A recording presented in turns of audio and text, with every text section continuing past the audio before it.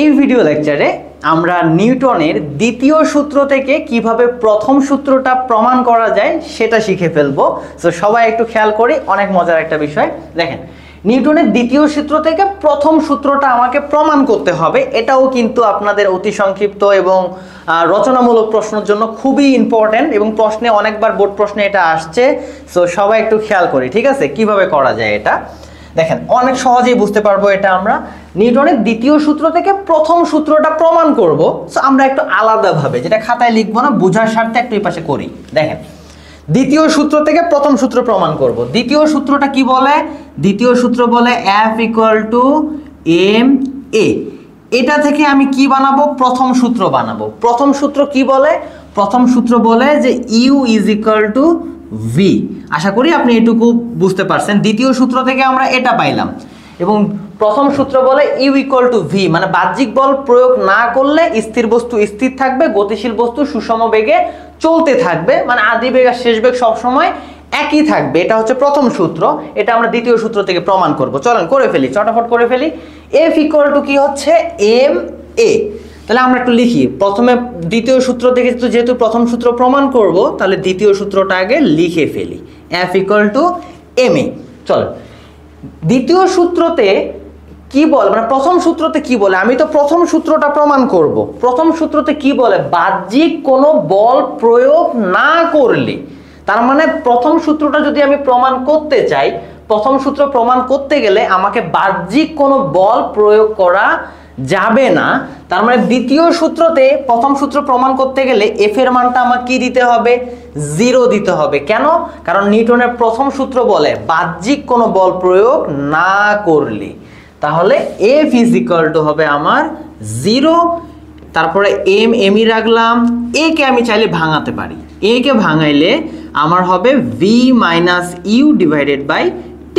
এটুকু আমরা সবাই জানি, খুব ইজি একটা বিষয়। খেয়াল করি। তারপরে পরের লাইনে যেটা করতে পারি, এখানে খুব সহজেই বোঝা যাচ্ছে। তাহলে এর পরের লাইনে আমি করতে পারি 0 = এমটা যদি এই পাশে নিয়ে আসতাম, ভাগ হয়ে যেত না?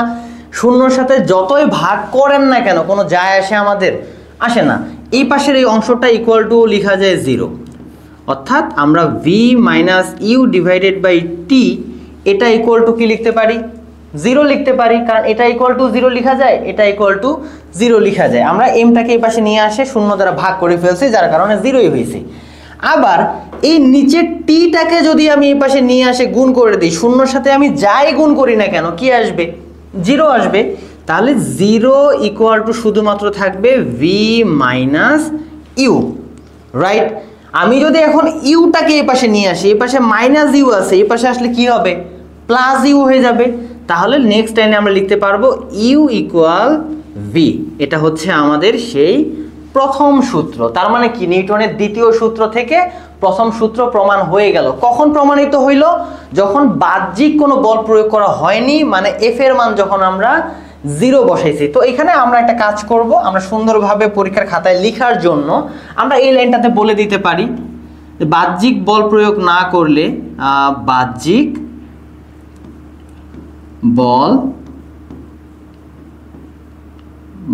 প্রয়োগ না করলে, বাহ্যিক বল প্রয়োগ না করলে আমাদের F = হয় 0। এটা আমরা একটু বলে দিতে পারি, লিখে দিতে পারি, যার কারণে F এর মান আমরা 0 বসাইছি। আশা করি বিষয়টা বুঝতে পারছেন। তা নাহলেও আপনারা প্রমাণ দেখতে পারেন। নিউটনের প্রথম সূত্র কি বলে?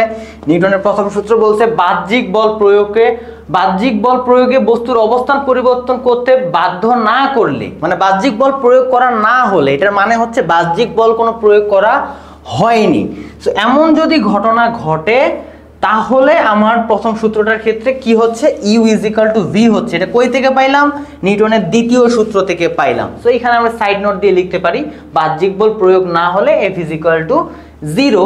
এবং ফাইনালি U = v পেয়েছি, মানে বাহ্যিক বল প্রয়োগ না করলে বস্তুর আদি বেগ এবং শেষ বেগ কি থাকবে?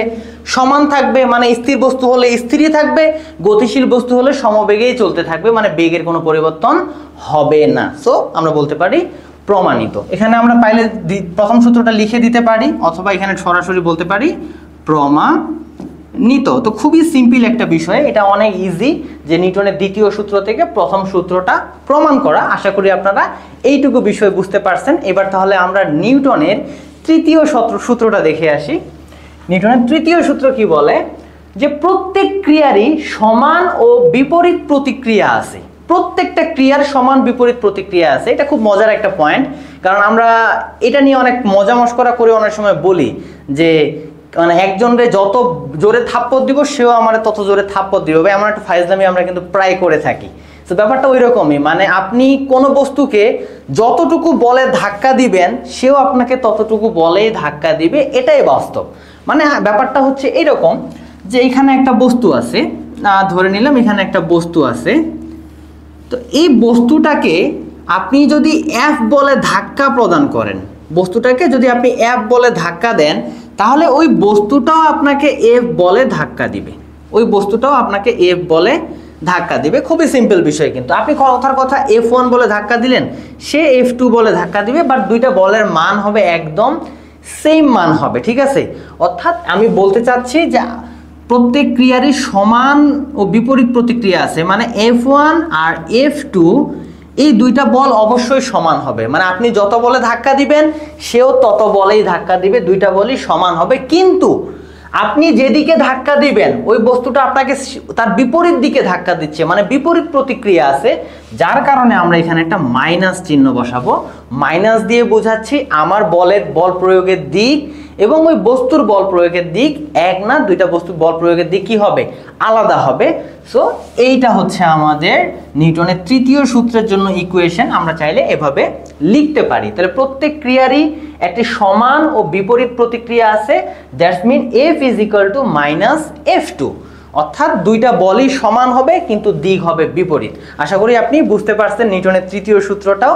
সো আমরা এরপরে নেক্সট ভিডিও দেখে ফেলি।